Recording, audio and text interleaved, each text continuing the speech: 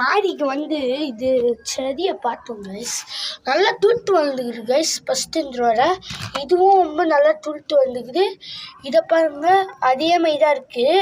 ஏன் இது இன்னைக்கு தான் நட்டு வச்சுது கைஸ். இதெல்லாம் வளர்க்க இதெல்லாம் ரொம்ப டைம் எடுத்துக்கிச்சு. இதெல்லாம் இன்னைக்கு நட்டுது. நம்ம முள்ளங்கி நட்டுது. இது வந்து ஒரு 10 நாள் கூட இல்லை கைஸ். ஒரு வருஷம் ஆயிடுச்சு கைஸ் இது ரெண்டுத்துக்கும் வளர. இது ஃபஸ்ட்டு இந்த மாதிரி இல்லை, ரொம்ப துளுத்துக்குது.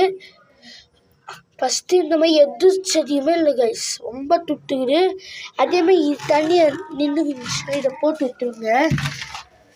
ஏன்னா நம்ம செடிக்கு இது மாதிரி பண்ணக்கூடாது.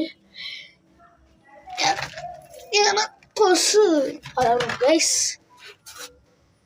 அதனால இது மாதிரி பண்ணி வச்சுக்கோங்க. இது மாதிரி நிறைய வீடியோஸ் வரும் கைஸ். இப்போ நான் என்ன பண்ணுறேன்னா, யூடியூப்பில் ரொம்ப நாள் கழிச்சு வீடியோ போடுற மாதிரி இருந்துச்சு. ஆனால் நான் ரெகுலராக வீடியோ போடுறேன். ரொம்ப டவுட் இருந்துச்சு, பயமாக இருந்துச்சு. அப்போ கூட நான் பயமாக இருந்துச்சு. இப்போ இங்கேருந்து இறங்கணும் கைஸ், அதான் ஒரு பாடு.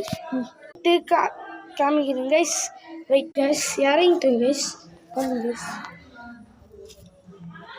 இறங்கிட்டேன். இந்த வீடியோ ரொம்ப பிடிச்சிருந்தா லைக் பண்ணுங்கள், ஷேர் பண்ணுங்கள், சப்ஸ்கிரைப் பண்ணுங்கள்.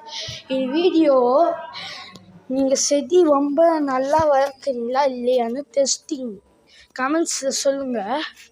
அதை உங்கள் செடி எவ்வளோ சென்டிமீட்டர் அளவு வளர்ந்துக்குன்னு சொல்லுங்கள் கமெண்ட்ஸில். இதுக்கு நீங்கள் ஏன் தெரியல, என் வாய்ஸ் ரொம்ப பிடிக்கல. நம்ம மைக்கு வந்தோடனே என்ன வாய்ஸ் சேஞ்ச் ஆயிரும். அப்போ என்ன ஆகும் தெரில. அதே மாதிரி தினேஷ்னு என் ஃப்ரெண்டு ஒருத்தர் இருந்தான், அது வீடியோ போட்டிருப்போம்.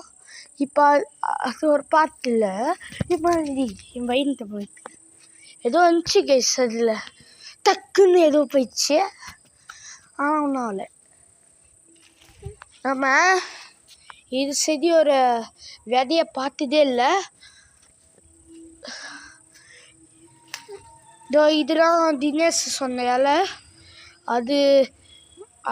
இது கொதிக்க வச்சா தண்ணி வந்து ரெட்டாயிரும். ஆனால் இது விதை இருக்குல்ல, இது வளர வைக்கலாம்.